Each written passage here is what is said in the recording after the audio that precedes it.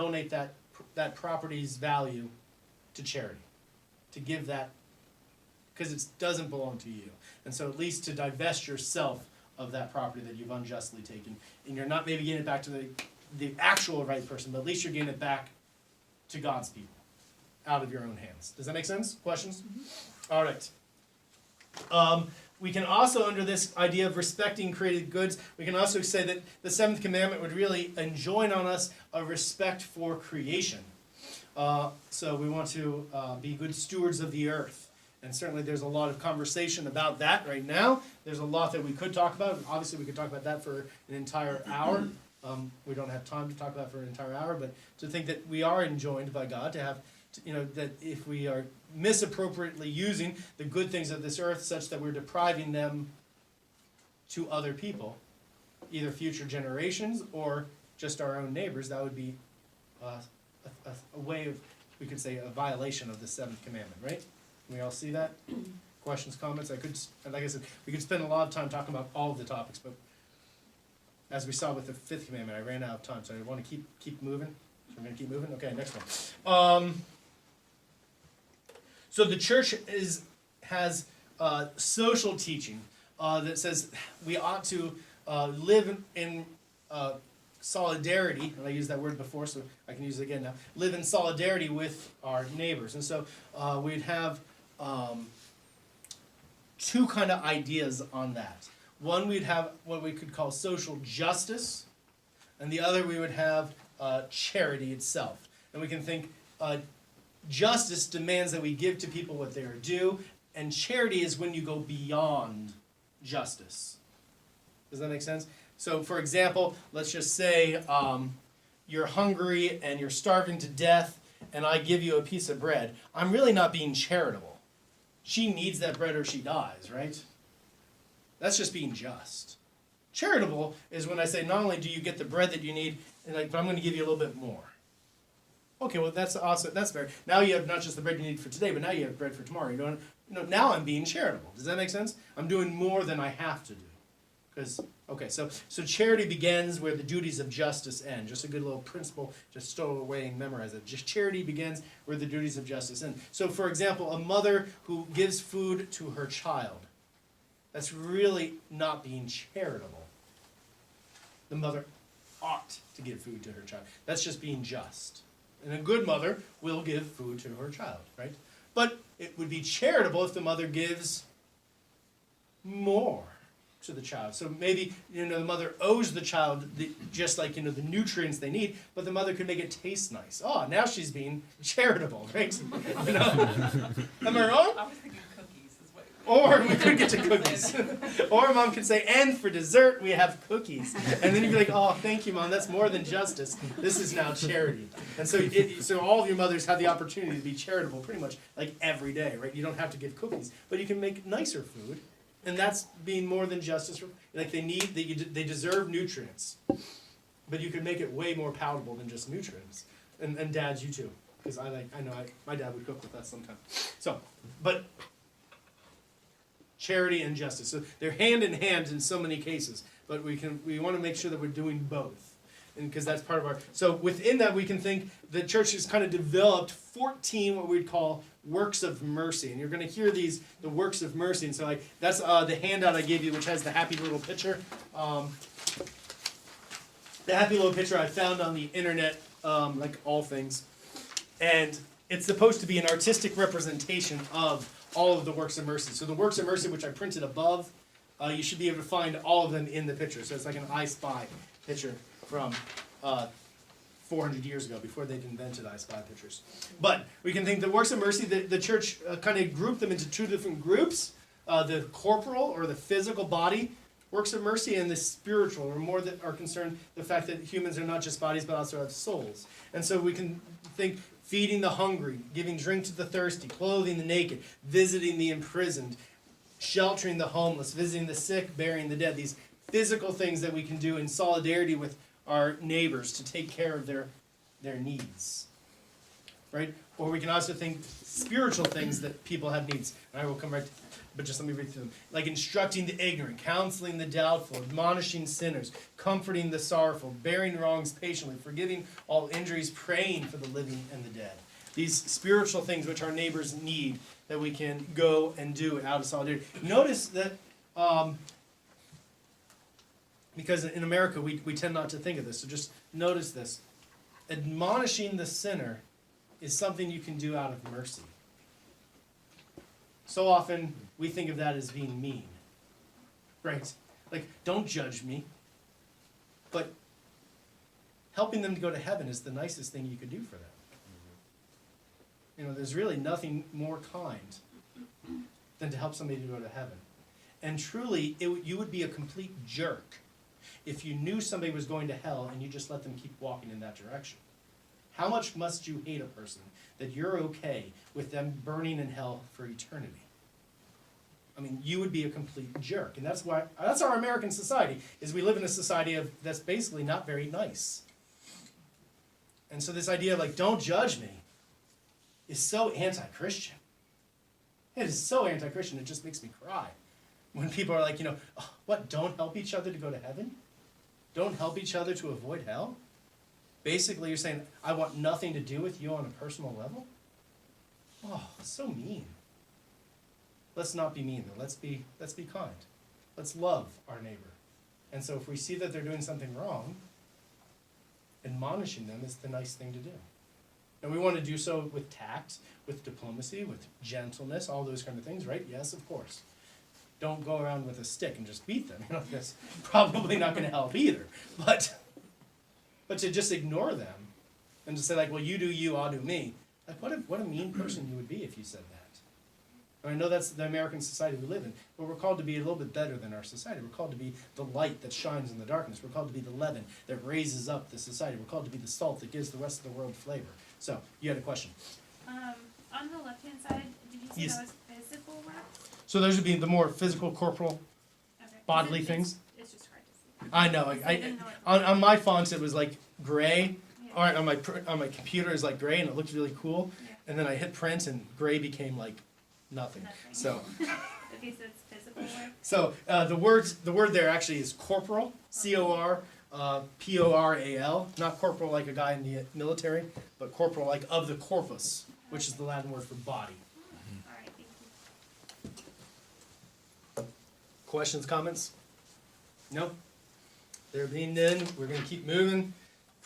So, social teaching would be that, so the church is going to propose principles, and this is something that we as Americans in the church even, we really struggle with, and it drives me insane. But, a lot of things drive me insane, obviously. I have a lot that takes me to my knees, and I have to just pray to God for. But that is, the church proposes mostly principles, not the practicality, on how the world ought to do what the world needs to do. And so, there are principles that the church is going to teach, and then the role of the laity, the people of God, is to take those principles and then apply them to this concrete situation of their life so as to create a more perfect world that we're going to live in. Does that make sense? That's the way it's supposed to be. So the church is supposed to say, here's the teaching, you're then supposed to take the teaching and apply it to the concrete circumstances of life. So it is not right for the church to say, like, this is the right way to for example, this is the right way to vote. It is not right for the church to say you need to vote for this. But the church should say, these are the principles that you're going to take in mind when you prepare to vote. So, for example, we said 2 weeks ago when we talked about murder, that abortion is wrong. The church should always say that it is always wrong for there to be abortion. And when we establish laws, we should make laws that will always make abortion wrong. And we should vote for people who have promised us that they're going to establish laws to make abortion wrong. But I wouldn't say that the church should say, this law right here, this is the law you should vote for. Does that make sense? You all make the law. I'm going to tell you the principle. Now, I can look at a law and say, like, yeah, that does not support our principles. I can say, But I shouldn't tell you how to make the law, and I shouldn't tell you, I shouldn't tell you, okay, you need to vote for John and do not vote for Sally. But what I should tell you is, now John's principles, does he support these things? Well, then that would be a good person to vote for. Sally's principles, does she support these things? Then this would be a good person. But I'm not going to tell you to vote for John or vote. Does it make sense? But it seems that so often, there's like it's not respected. That the church ought to be proposing principles, and people need to take the principles and apply them to the concrete circumstances of their life. So, that being said, there are some concrete circumstances that are completely always opposed to the principles that the church teaches. So, for example, I believe it was Pius XI. He just came out and he said, communism is always wrong. There is no way that communism can ever be consistent with the Catholic method. It's just in principle, always wrong.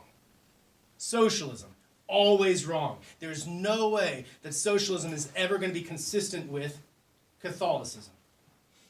Unbridled capitalism, always wrong. There's no way that unbridled capitalism can ever be consistent with the Catholic teaching principles. So there are some things that they are by themselves that in principle can never be. But we're not going to say, I don't think people do, but they shouldn't. They shouldn't say, this right here is the right gut form of government. This right here is the right economic theory. Like you apply the principles to your economic theory, to your government. Does that make sense? Questions, comments, debate, discussion, arguments, qualms, conundrums, concerns, queries? This is an election year, and so I'm already all geared up, and I already see bishops who are saying things that are wrong, and priests who are saying things that are wrong, and you're talking too far. You're go right to here, but do not cross the line. Give people the principles, don't tell them what to do. Respect that people are supposed to apply the principles to the concrete. So, for example, when a certain bishop said something along the lines of well, abortion is only one of many issues, you're like, Bishop, stop talking. We're not here to tell them who to vote. We're here to tell them these are the principles. All right? So I'm trying to give you the principles. The Catechism of the Catholic Church, when you read your catechism, it has lots and lots and lots of principles. So read your catechism. Yes, yes, yes? Read it and memorize it and take that with you if you need to into the voting booth. But you will never see in the catechism, vote for, let's just pick somebody who's running for president, vote for Donald Trump. Vote for, and I'm not sure who's going to win on the other side, but there's a lot of options. Vote for Bernie Sanders. You're not going to see that in the catechism. So should the church tell you then vote for Donald Trump or vote for Bernie Sanders? No. But should the church say when you vote you need to do so as a Catholic? Yes. And if you leave your faith outside, are you sinning? Absolutely. Because then you're saying there's a part of my life that does not belong to God. And that's a horrible thing if you're going to say that, right? You're ripping your soul in half. Don't do that to yourself. Okay, so systems. Okay, so another principle that we need to keep in mind is the principle of, it's another fancy word, I'm sorry, they're all fancy words, it's not my fault. Subsidiarity. Subsidiarity. And the principle of subsidiarity says that we should respect that there's different levels within society, right? We can think, let's talk about the United States. We have our federal government, and then we also have our state government, then we also have our county government, and maybe we have a little neighborhood, whatever you call those things? Homeowners association, and then you have maybe your street, and then maybe you have your house, and then maybe you have individual people living in the house. So there's all these different levels. Subsidiarity says that we should allow people to deal with the problems at the level that is appropriate. And that level, the lower the level that's appropriate should be given the higher degree of control. So the higher levels shouldn't come in and usurp the authority of the lower levels. Because what did we say 3 weeks ago is the foundation of society? The family. So we should always try to be empowering the family. But there are some things that the family can't do, such as provide for the common defense of this country, right? That's not something that dad and mom all by themselves are going to be able to do. So that does need to go up. Is that something that you on your street can do? Probably not. Needs to go up. Is that something just Fairfax County can do? Probably not. Needs to go up. Is that something just the state of Virginia can do? Probably not. It does need to be at the federal level, right? But, I don't know, say firemen, that's probably more than me just on my house, probably more than me just on my street. But would that be more of a county thing? Yeah, it does. Firemen don't need to be organized by the federal government because we can just do that at a county level. Now I'm getting very practical in there, and I'm violating my own rule, right? Of I give you the principles, you give the application. So, but that would be the way you would take the principle and apply it and say, like, so these things that ought to be dealt with. This is a principle of Catholic social teaching. Would be that the principle of subsidiarity, that we should respect that there's different layers of society, and we want to try to always be empowering the lower levels, because people tend to deal with things better when it's on a personal level and not an institutional level, and we see that all over the place. We could think, for example, just recently we all saw the warehouse is full of water down in it's not its own country, it's our country. Mississippi? Puerto Rico, thank you. Because institutionally something fell apart. And we can think if it had been person to person, we wouldn't find warehouses filled with water. We'd see, like, my neighbor is thirsty, here, have a drink. Right? So you can see where, if it's more personal, we tend to do the right thing. It's when it becomes institutional that these flaws jump in and big problems happen. So empowering the family, empowering the person. So economics is definitely something that the church has a lot to say about. We can think beginning maybe with Jesus himself, who talks about giving to Caesar what belongs to Caesar, giving to God what belongs to God. Jesus himself, who says about paying a man the just wage. So Jesus does talk about economics. He obviously doesn't sit down and give us an economic theory, right? So this is where, but he does give us some principles, and the church, as she continues to reflect on this, is going to continue to give us principles, but we need to be applying them to the concrete situations in which we find ourselves. But we want to make sure that we do apply them as Christians and not just as economic mathematics that reduces the importance of the human person, or that reduces the importance of the human family. Things that undermine the right to truthfulness, the dignity of labor, that man was made to have dignity in his work, right? Sometimes we forget that man was made for work. Like, it's part of who we are, right? Because God does what? He works. And if we're created to be like God, then we ought to be working. There's a dignity in that, right? Yes? Hopefully some of you have done some labor where you said, I felt pretty good about it. And it's not just the drudgery and the slavery of work, right? But there's a sense where, like, no, I'm proud of the work that I've done. At least some of you have experienced that, maybe. Like, I'm getting a lot of like, I don't know, Father, I just hate it. Like, oh, poor people. Like, haven't you ever done like something in school and you felt proud of it? At least once, maybe. You poor people. All right. So, another beautiful principle that we want to keep in mind is a love for the poor. That we are instructed from even before Jesus in the Old Testament to have a great care for the widows, the orphans, for the poor. That the Lord has a love for the poor. And we certainly see it echoed again in the New Testament. And so we want to make sure that we're always keeping that principle in mind of a special care for the poor. And so the church's love for the poor is part of her constant condition. You know, Jesus himself identified himself as the poor one, right? He says in Matthew chapter 25, whatever you have done for the least in society, you've actually done that for me. And so to have that special love for the poor is to have a special love for Jesus. And so we can think of one of my favorite saints, Saint Camillus de Lillis, who was a soldier. He was raised kind of to be Catholic, but not really. His dad and he became mercenaries, and they would just kind of fight for whoever wanted to pay them money because they were, I don't know, fighting is fun, I guess. And they were good at it. Camillus evidently was just like a monster of a man, a very big man. He got a wound, but he just kept fighting with it anyway. He didn't worry about it too much. It was like a leg ulcer wound kind of thing. But then one day his dad died, and as his dad was dying, he's like, get me the priest. And he's like, why? we don't really do the whole church thing. And Dad was like, and so that really kind of shook him to his core. And then, like, we're going to fast forward. Eventually, he finds himself in Rome. And in Rome, he establishes a community of that would care for hospital. Like, we call it a hospital, but, like, you know, this is like 2,000 years. I don't know what year it was. I don't know. Let's just say, I don't even want to even say 1,500. I don't know. Somewhere like in between, after 12 and before 19. I don't know. Somewhere there. Camillus. So he's like caring for the people, and he'd gather and he'd take care of these poor people, and especially through the influence of Saint Philip Neri. So if you know when Saint Philip Neri lived, now you know when Saint Camillus lived, because they were contemporaries. He says, this is really what God wants me to do, is to help take care of these poor wounded people, these injured people who are just lying on the streets. No, let's bring them into a house, let's bathe their wounds, let's feed them. He saw truly what Matthew chapter 25 is saying. That in doing this, he was actually serving Jesus. And now this, he's going to take this. I love the saints because they take things to the extremes.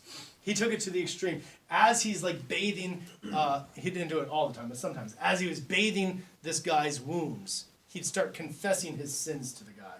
Because he's truly just was like, I am bathing Christ. I'm like, so if this is Jesus, I should tell Jesus I'm sorry for my sins. Like, he truly just saw that in taking care of this person, I'm serving Jesus. What a beautiful, like, but, you know, whether you're going to be a Camillus Delillus or not, to have that sense, though, that when I see these poor people, this is Christ. And this is another saint's quote, and it just cuts you right into the heart. He says, I think it was a she. She said, you can only say that you love Jesus as much as you love the person you love the least. That's how much you love Jesus. Because he said, whatever you do to the least, that's what you've done to me. So however much you love the person you love the least, that's how much you're loving Jesus. And so when you have those opportunities to love the poor, and think not just poor poverty, but poor in spirit, poor in emotional maturity, poor in every sense of the word. When you love the least ones, you're loving Jesus. And that really becomes a principle that we want to take with us as we establish our concrete situations in life, right? Yes. So, 10th commandment, forbidding greed. We take this not just on a physical level, but also in the level of our heart. Forbidding that covetous desire to increase in material gains, that we're not going to live for the things of this world, but we're going to live for the things of God. So we can think some sins against the 10th commandment would include greed, that is, that inordinate desire to amass earthly goods without limit. But it would also include sins like avarice, which is a passion for the riches and the power that comes from them. And it would also forbid a sin like envy, which is sadness. Envy is a sadness at the goods that somebody else has. And so, when we're envious of others, you can see how that's, you're becoming sad. I'm going to say, don't take it in the wrong way. You're becoming sad for no good reason.